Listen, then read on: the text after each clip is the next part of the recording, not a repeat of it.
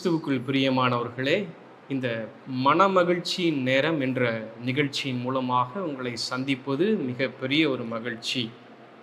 இன்றைக்கும் சிந்திக்கும்படியாக நாம் எடுத்துக்கொண்ட வார்த்தை ஆபகுக் தீர்க்கதரிசன புத்தகத்தின் 3ஆம் அதிகாரத்தின் 17ஆம் வசனம். அந்த வசனத்தில் ஆபகுக் தீர்க்கதரிசி மகிழ்ச்சியோடு ஒரு வார்த்தையை சொல்லுகிறார்.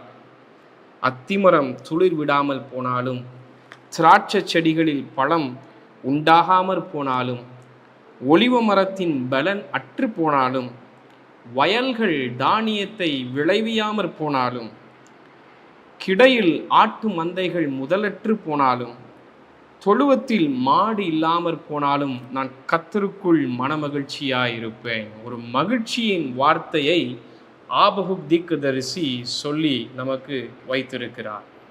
ஆனால் இதே ஆபகுக் தீர்க்கதரிசி 1ஆம் அதிகாரத்தில் வாசிக்கும் பொழுது அநேக கேள்விகளை ஆண்டவரிடத்தில் கேட்டார். நெருக்கமான கேள்விகளை கேட்டார், பாரமான கேள்விகளை கேட்டார். ஆபகுக் தீர்க்கதரிசி இஸ்ரவேல் ஜனங்கள் பாவம் செய்த நேரத்தில் வாழ்ந்த தீர்க்கதரிசி. இஸ்ரவேல் ஜனங்கள் ஆண்டவருக்கு பிரியமில்லாத காரியங்களை செய்த பொழுது அவர்கள் மத்தியில் வாழ்ந்த ஒரு தீர்க்கதரிசி. எனவே ஆண்டவரிடத்தில் கேட்கிறார், ஆண்டவரே, என் ஜெபத்தை நீர் கேளாமல் இருக்கிறது என்ன? இந்த ஜனங்களெல்லாம் எவ்வளவு பாவம் செய்கிறார்கள், இதை நீர் பாராமல் இருக்கிறது என்ன? என்னுடைய கண்கள் கொடுமையை பார்க்கிறதே, என்னுடைய கண்கள் வேதனையான காரியங்களை பார்க்கிறதே, எனக்கு சோர்வு உண்டாகிறதே. பாரத்தோடு புலம்பின தீர்க்கதரிசி 3ஆவது அதிகாரத்தில் மகிழ்ச்சியாய் சொல்லுகிறார், எதை குறித்தும் நான் பயப்பட மாட்டேன், எதை குறித்தும் நான் சோர்வடைய மாட்டேன், நான் மகிழ்ச்சியாக இருப்பேன், என்ன நடந்தாலும் சரி நான் மகிழ்ச்சியாக இருப்பேன். பாருங்கள், எவ்வளவு பெரிய ஒரு மாற்றம். பாரத்தோடு இருந்த ஒரு தீர்க்கதரிசி, கவலையோடு ஆண்டவரிடத்தில் கேள்விகளை கேட்ட ஒரு மனிதர் எப்படி இவ்வளவு மகிழ்ச்சியாக கவலை இல்லாத ஒரு வார்த்தையை பேசிட முடியும்? அநேக நேரத்தில் மனிதர்களாகிய நம்முடைய வாழ்க்கையிலும் அநேக கேள்விகள் இருக்கிறது, ஆழமான கேள்விகள் இருக்கிறது. நம்முடைய இருதயத்தின் ஆழத்தில் கவலைகள் இருக்கிறது. எப்பொழுது நம்முடைய கவலைகள் எல்லாம் மகிழ்ச்சியாய் மாறும்? 3 மாற்றங்களை இந்த ஆபகுக் தீர்க்கதரிசன புத்தகத்தில் நாம் வாசிக்க முடியும். அதைத்தான் சுருக்கமாக நாம் தியானிக்க போகிறோம். முதலாவது, ஆபகுக் தீர்க்கதரிசியின் கேள்வி ஒரு விண்ணப்பமாய் மாறினதாம். முதலாவது மாற்றம், கேள்வி விண்ணப்பமாய் மாறினதாம். பாருங்கள், இந்த ஆபகுக் தீர்க்கதரிசி ஆண்டவரிடத்தில் அநேக கேள்விகளை வைக்கிறார். ஏன் என்னுடைய கண்கள் கொடுமையை பார்க்க வேண்டும்? ஏன் என்னுடைய கண்கள் ஜனங்களின் பாவங்களை பார்க்க வேண்டும்? 1ஆம் அதிகாரத்தில் கேள்வியை வைக்கிறார். இப்பொழுது ஆண்டவர் பதில் கொடுக்கிறார். ஆபகுக், உன்னுடைய ஜெபத்திற்கு நான் பதில் கொடுத்து விட்டேன். இந்த தேசத்தின் ஜனங்களை அடிமைகளாக மாற்றப் போகிறேன். கல்தேயர் இவர்கள் மத்தியில் வந்து இவர்களை அடிமைகளாக மாற்றுவார்கள். தேசத்தை நான் சங்கரிக்க போகிறேன். ஆண்டவராகிய கர்த்தர் ஆபகுக் தீர்க்கதரிசியோடு பேசுகிறார். இதை கேட்ட ஆபகுக் தீர்க்கதரிசியின் இருதயத்தில் ஒரு பெரிய ஒரு பாரம் உண்டாகிறது. என் ஜனங்கள் பாவம் செய்த ஜனங்கள் தான், என் ஜனங்களின் மீறுதல் பெரிதுதான். ஆனாலும் ஆண்டவரே, இவர்களை நீர் அடிமைகளாக மாற்ற வேண்டாம். விண்ணப்பம் பண்ணுகிறார். ஆபகுக் தீர்க்கதரிசன புத்தகத்தின் 1ஆம் அதிகாரம் முழுவதுமாய் வாசிக்கும் பொழுது கேள்வி கேட்ட ஆபகுக் தீர்க்கதரிசி இப்பொழுது விண்ணப்பம் செய்ய துவங்குகிறார். ஆண்டவரே, நீர் ஏன் ஜனங்களை அடிமைகளாக ஒப்பு கொடுக்க வேண்டும்? ஆண்டவரே, நீர் பரிசுத்தர் அல்லவோ, நீ நீதியுள்ள நியாயாதிபதி அல்லவோ, ஏன் இந்த ஜனங்களை அடிமைகளாக மாற்ற வேண்டும்? வேண்டாம் ஆண்டவரே. விண்ணப்பம் செய்ய தொடங்குகிறார். முதலாவது ஒரு மாற்றம் ஆபகுக் தீர்க்கதரிசியின் இருதயத்தில் உண்டாகிறது. கேள்விகள் விண்ணப்பமாய் மாறுகிறது. எனக்கு பிரியமானவர்களே, அநேக நேரத்தில் நாம் கேள்விகளை கேட்டுக்கொண்டிருக்கிறோம். ஏன் இது நடக்கிறது? ஏன் இது நடக்கவில்லை? ஏன் இந்த வியாதி என்னுடைய இருதயத்தில் இருக்கிறது? ஏன் இந்த கவலை என்னுடைய இருதயத்தில் இருக்கிறது? ஏன் இந்த கட்டுகளின் வழியாய் நான் கடந்து செல்லுகிறேன்? ஏன் இந்த சோர்வுகளின் வழியாய் நான் கடந்து செல்லுகிறேன்? அநேக நேரங்களில் ஆண்டவருடைய பாதத்தில் கேள்விகளை வைக்கிறோம். ஒருவேளை என்னுடைய இருதயத்தில் மகிழ்ச்சி வேண்டுமென்றால் ஆண்டவர் கற்றுக் கொடுக்கிற காரியம், கேள்விகள் எல்லாம் விண்ணப்பமாய் மாறட்டும். ஒருவேளை என்னுடைய இருதயத்தின் ஆழத்திலிருந்து கேள்விகளை கேட்பதற்கு பதிலாக விண்ணப்பம் செய்ய தொடங்கினால் என் ஆண்டவராகிய கர்த்தர் நம்முடைய விண்ணப்பத்தின் சத்தத்தை கேட்க வல்லவராக இருக்கிறார். 2வது ஒரு பெரிய மாற்றம் உண்டாகிறது.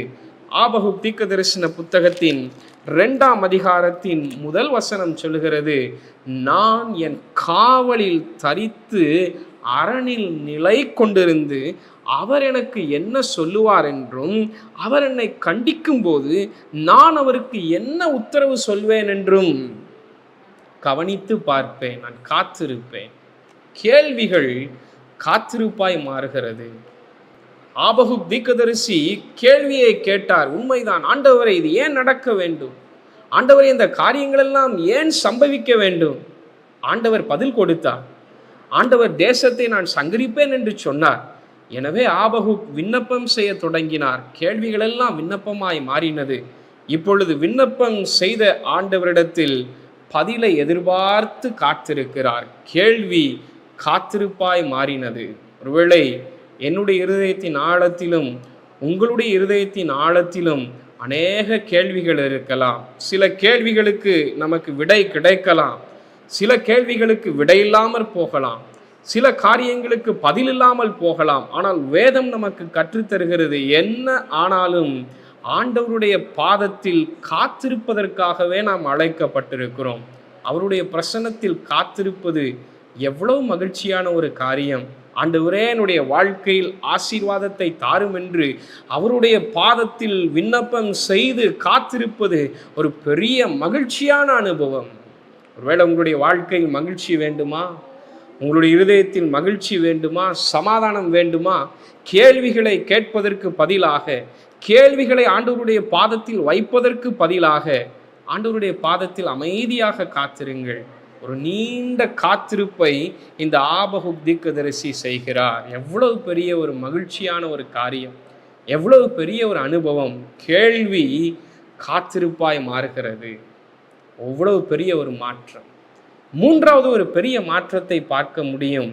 கேள்வி விசுவாசமாய் மாறினதாம். கேள்வி விசுவாசமாய் மாறினது. பாருங்கள், கேள்வியை ஆபகுக் தீர்க்கதரிசி கேட்டார். என் ஆண்டவராகிய கர்த்தர் இந்த கேள்விக்கு பதிலை கொடுத்தார். ஜனங்களை சங்கரிப்பேன் என்று சொன்னார். மறுபடியும் விண்ணப்பம் செய்கிறார் ஆபகுக் தீர்க்கதரிசி. ஆண்டவரே, இந்த ஜனங்களை நீர் விடுவியும், அடிமைகளாக மாற்ற வேண்டாம் ஆண்டவரே. ஆண்டவரிடத்தில் விண்ணப்பம் செய்கிறார், காத்திருக்கிறார். இப்பொழுது காத்திருந்த ஆபகுக்கு ஆண்டவர் மறுமொழியாக சொல்லுகிறார், ஆபகுக், நீ காத்திருப்பது உண்மைதான், நீ விண்ணப்பம் செய்தது உண்மைதான். ஆனால் இந்த ஜனங்களை நான் நிச்சயமாகவே சங்கரிப்பேன். அதுதான் தரிசனம். இந்த ஜனங்கள் நிச்சயமாக சங்கரிக்கப்படுவார்கள். எவ்வளவு பெரிய ஏமாற்றம் பாருங்கள். விண்ணப்பம் செய்து காத்திருக்கிறார். ஆண்டவர் எனக்கு நல்ல ஒரு பதில் தருவார், இந்த ஜனங்களை எல்லாம் விடுவிப்பார் என்று விண்ணப்பம் செய்து அவளோடு காத்திருந்த ஆபகுக் தீர்க்கதரிசிக்கு 3ஆம் அதிகாரத்தில் அந்த எதிர்மறையான பதில் கிடைக்கிறது. ஆனால் இந்த ஆபகுக் தீர்க்கதரிசி சொல்லுகிறார் பாருங்கள், ஆபகுக் தீர்க்கதரிசன புத்தகத்தின் 3ஆம் அதிகாரத்தின் 16ஆம் வசனத்தின் கடைசி பகுதியில் சொல்லுகிறார், என்ன நடந்தாலும் சரி, ஜனங்கள் சங்கரிக்கப்பட்டாலும், தேசம் அடிமையாகி போனாலும், பாருங்கள், இக்கட்டு நாளில் நான் இளைப்பாறுதல் அடைவேன். ஆண்டவர் பேரில் அவ்வளவு பெரிய ஒரு விசுவாசம். எல்லா சூழ்நிலைகளும் தலைகீழாக போகலாம், ஜனங்கள் சங்கரிக்கப்படலாம், ஆண்டவர் இரக்கம் செய்யாமல் போகலாம், ஆண்டவர் தமது தரிசனத்தை மெய்யாகவே நடப்பிக்கலாம், தேசம் சங்கரிக்கப்படலாம். ஆனாலும் என்னுடைய விசுவாசம் என் ஆண்டவர் பேரில் இருக்கிறது. பாருங்கள், 1ஆவது அதிகாரத்தில் கேள்வியை கேட்ட தீர்க்கதரிசி, 1ஆவது அதிகாரத்தில் ஆண்டவருடைய பாதத்தில் கேள்வியை வைத்த தீர்க்கதரிசி, ஆண்டவரே, என்னுடைய கண்கள் ஏன் கொடுமையை பார்க்க வேண்டும்? என்னுடைய கண்கள் ஏன் பாவத்தை பார்க்க வேண்டும்? என்னுடைய கண்கள் ஏன் கொடுமையான காரியங்களை பார்க்க வேண்டும் என்று கேள்வியை கேட்ட தீர்க்கதரிசி இப்பொழுது சொல்லுகிறார், என்ன நடந்தாலும் நான் இளைப்பாறுதல் அடைவேன். ஒருவேளை எதிரிகள் வந்தாலும், கல்தேயர் வந்தாலும் நான் இளைப்பாறுதல் அடைவேன். காரணம், என்னுடைய விசுவாசம் என் ஆண்டவராகிய கர்த்தருடைய பேரில் இருக்கிறது. ஆண்டவருடைய பிரசன்னத்தில் நாம் இருக்கிற பிள்ளைகள் அநேக நேரத்தில் நம்முடைய வாழ்க்கையில் தலைகீழான சூழ்நிலைகளில், நம்முடைய வாழ்க்கையில் நாம் நினைத்ததற்கு மாறான காரியங்கள் நடக்கும் பொழுது விசுவாசத்தை இழந்து போகிறோம், நம்பிக்கை இழந்து போகிறோம். ஆண்டவரே, என்ன நடக்கிறது? என்ன காரியங்கள் சம்பவிக்கிறது? எல்லாம் எதிராக இருக்கிறதே, எல்லாம் தலைகீழாய் இருக்கிறதே, என்னுடைய ஜெபங்கள் கேட்கப்படவில்லையே, என்னுடைய விண்ணப்பத்திற்கு பதில் இல்லையே என்று அநேக நேரத்தில் அங்கலாய்த்து கொண்டிருக்கிறோம். ஆனால் ஆபகுக் தீர்க்கதரிசி 1 அதிகாரத்தில் அங்கலாய்த்து ஆபகுக் தீர்க்கதரிசி 3 அதிகாரத்தில் தன்னுடைய விசுவாசத்தை வெளிப்படுத்துகிறார். நீங்களும் விசுவாசத்தோடு இருங்கள், கர்த்தரையே நம்புங்கள், எது நடந்தாலும் ஆண்டவரை சரியாய் பிடித்து கொள்ளுங்கள். உங்களுடைய கேள்விகள் எல்லாம் விண்ணப்பமாய் மாறட்டும், உங்களுடைய கேள்விகள் எல்லாம் நம்பிக்கையின் வார்த்தைகளாய் மாறட்டும்.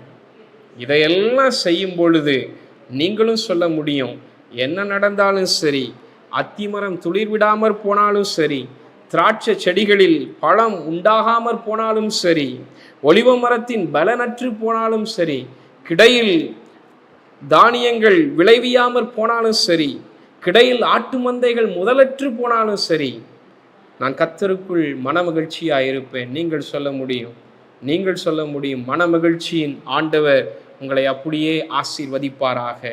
உங்கள் கேள்விகளெல்லாம் விண்ணப்பமாய் மாறட்டும், உங்கள் கேள்விகளெல்லாம் காத்திருப்பாய் மாறட்டும், உங்கள் கேள்விகளெல்லாம் விசுவாசத்தின் வார்த்தைகளாய் மாறட்டும்.